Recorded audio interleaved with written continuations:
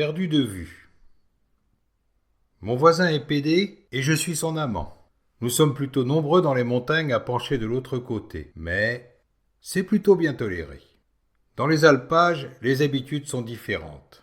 Les longues saisons d'hiver en solitaire incitent à des rapprochements dits contre nature.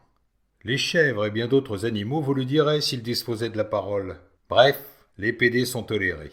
Moins les noirs, car je le suis. La vie au quotidien n'est pas toujours simple. Il faut en permanence mettre un stop aux réflexions d'apparence anodine et pernicieuse sur le fond.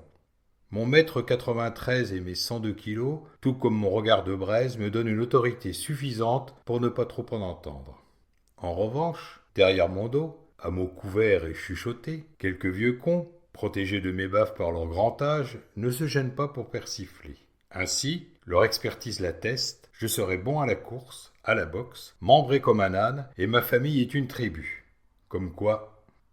Avec Robert, mon voisin, nous filons le parfait amour. J'envisage une migration vers son gîte. Cela ne se fera pas sans quelques menus persiflages, mais nous n'en avons cure. Ce qui m'inquiète surtout chez Robert, c'est son ami Dieu, auquel il croit depuis l'enfance et qu'il vénère. Ce qui me rassure chez Robert, c'est son anticléricalisme sans faille qu'il écarte et le maintient à bonne distance de la mère l'Église. Le bourg est, en majorité, d'obédience catholique. Si bien que je me dis que l'un rattrapant l'autre, je pourrais gérer notre vie commune. Je suis un farouche ennemi du dogme, refuse haut et fort tout ce qui touche de près ou de loin les religions et leurs règles ineptes, parfaitement ointes, destinées à nous asservir. Peut-être est-ce dû à l'héritage de mes lointains ancêtres qui furent pervertis par de dangereux idéologues, les bras chargés de missions évangéliques. Robert, quant à lui, déteste tous ces prosélytes aux airs supérieurs qui prêchent un peu partout. Il préfère s'en tenir à Dieu et ne rendre des comptes qu'à lui, et un peu à moi. En règle générale, les religions monothéistes n'interprètent pas Dieu de la même manière, si bien qu'elles se foutent sur la gueule pour éradiquer celui qui n'a pas la vraie religion.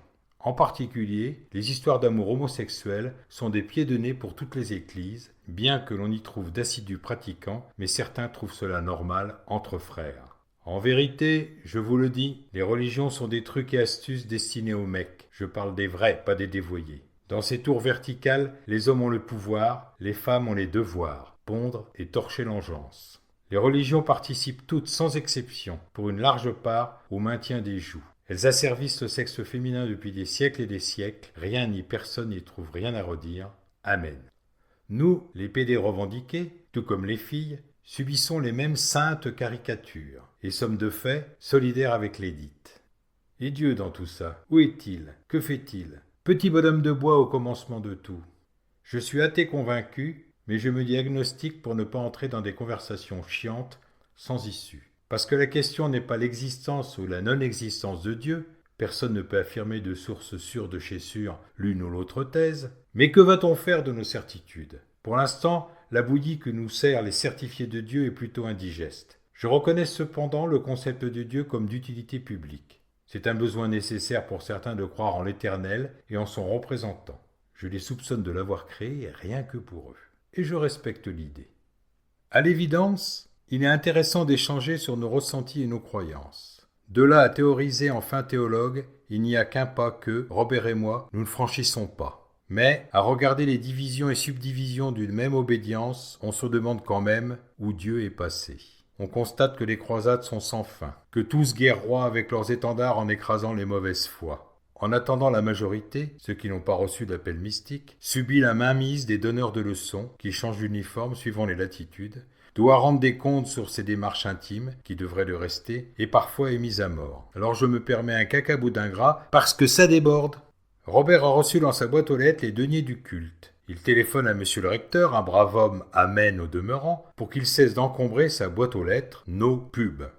En tout état de cause, vous n'accepteriez pas d'argent d'un homosexuel, lui dit Robert.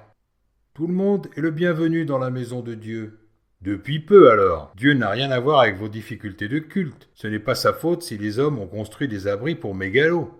Mais mon fils, je ne veux pas continuer cette conversation. Je ne suis pas votre fils. Dorénavant, mon bon père, cessez d'encombrer ma boîte aux lettres avec votre publicité. Robert a raccroché tout content, m'a fixé un instant, m'a dit « C'est vrai, ils sont chiants ».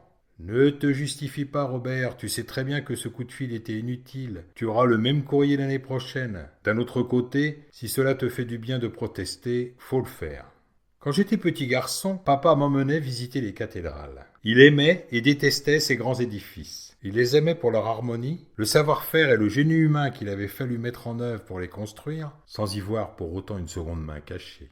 Il les détestait pour leur disproportion et ce qu'elles induisaient de fait. Pour lui, le nègre banania débarqué au pays des donneurs de leçons coloniaux, les cathédrales étaient des fondements d'une religion autoritaire qui, avec ce gigantisme, avait un argument massu pour écraser ses ouailles, les asservir, leur faire courber les chines et au final les crucifier en les laissant sans voix, les privant ainsi de celle de la raison tout en obstruant d'autres voies, devant tant et tant de beauté, d'origine divine bien entendu.